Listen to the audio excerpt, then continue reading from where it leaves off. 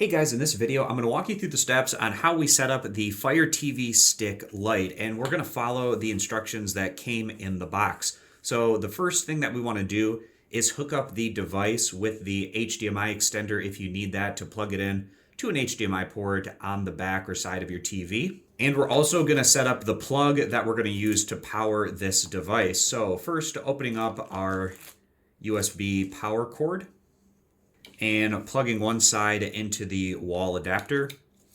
And then the other end is going to be plugged in to our Amazon Fire TV Stick Lite. You can plug that in right there. And for me, I'm going to use the HDMI extender so that we get a little bit more room to play with in terms of plugging it in to the HDMI port that's going to be on the back of my TV. So now we have the device set up and ready to go. We're going to plug this in to get power, and then we're going to plug the HDMI part into the HDMI port in our TV. So I'm going to be plugging into the power strip that is below my TV. And then this end, I'm going to be plugging in to one of my HDMI ports.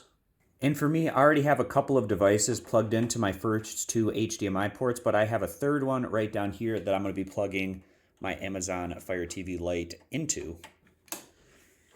And again, having this extender on here just makes it a little bit easier to plug that device in, especially if it's a close quarter situation with a lot of other bulk in the way.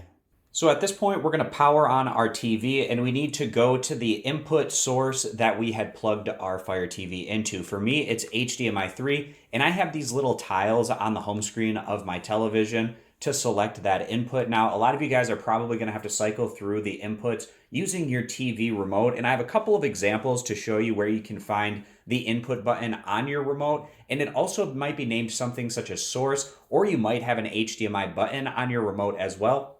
But a couple of common areas to find the input button is going to be in the upper left-hand corner of your TV remote. We have the input button up here. Another place that is common to find it is under the number 9. We have the input button right here on this remote. And again, you want to cycle through those different inputs until you find the HDMI input that your Fire TV is plugged into. So for me, I'm going to open up my HDMI 3 input. And this will take us into the setup process with our Fire TV. Now we need to take the remote that came with our Fire TV device, open up the back, and we're going to put in the 2 AAA batteries that came with it, and then slide the back onto the remote. And if it doesn't pair automatically with your Fire TV, you can press the home button on the Fire TV remote for about 10 seconds to pair it up. And once your remote is paired, you can press the play pause button on it. This is going to take us to the choose your language page, and for me, it's going to be in English.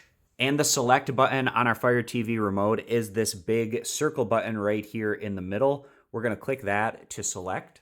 Then it's going to scan for Wi-Fi routers that are in your general vicinity. Select your Wi-Fi internet router. For me, it's X522, so I'm going to select that. Then enter in your Wi-Fi router password, and then click connect. And then it's going to check for updates for your Fire TV and download the latest software. When you bought your Fire TV device, you may have checked the box where it automatically set up the Amazon account that you had made the purchase with. If that's the case, you probably won't get this page.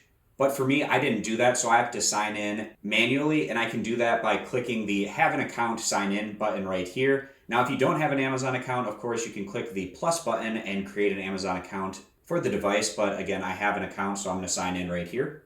And what I need to do is go to amazon.com/code in a web browser and then type in the activation code so I can link up my Amazon account with this Fire TV device. And then it'll say welcome and then the name that's on the Amazon account that you had linked up. If you want, you can register it with a different account or you can click continue.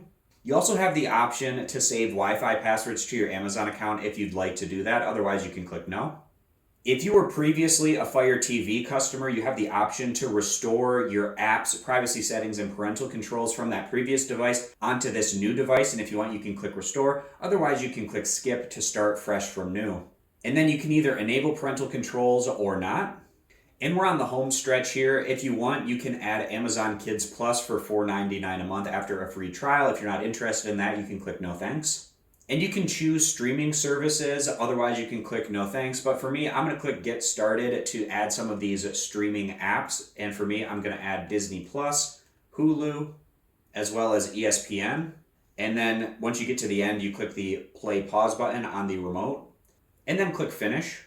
And this is going to download and install those apps that you had selected. And that takes us to the final screen here where it's introducing the all new Fire TV experience. You can read through these different sections here and then click got it at the bottom. Now we need to select the profile of who's watching the Fire TV. So it set up a profile for me automatically with my Amazon account that I had linked up. You can also add additional profiles, and this is nice to customize the homepage experience for different people that like to use different apps. I'm going to select my profile right here. And this is going to take us to our homepage. We can go through and find different apps and content in this area. We can also search for different apps and content in the find area. We can see live content. We have our popular apps up here. And if we go to the end to these squares with the plus sign, if we click on that, it's going to show us all of the apps and channels that we have on our device currently. And going back to the previous page, going all the way to the end of the line, we get to this settings gear. And this is going to be important if you need to change something such as your Wi-Fi internet network, as well as a bunch of other different settings that you can potentially tweak in this area if you need to do that. And going back to the home page by clicking the home button on the Fire TV remote, if you ever get lost in one of these different menus, you can always just click that home button on the Fire TV remote to bring you right back to this page. And that's going to round this one out. So I hope this video was helpful walking you through the step-by-step process on how you set up a Fire TV Lite. I appreciate you guys stopping by. Consider subscribing to the YouTube channel, and I'll catch you back here next time.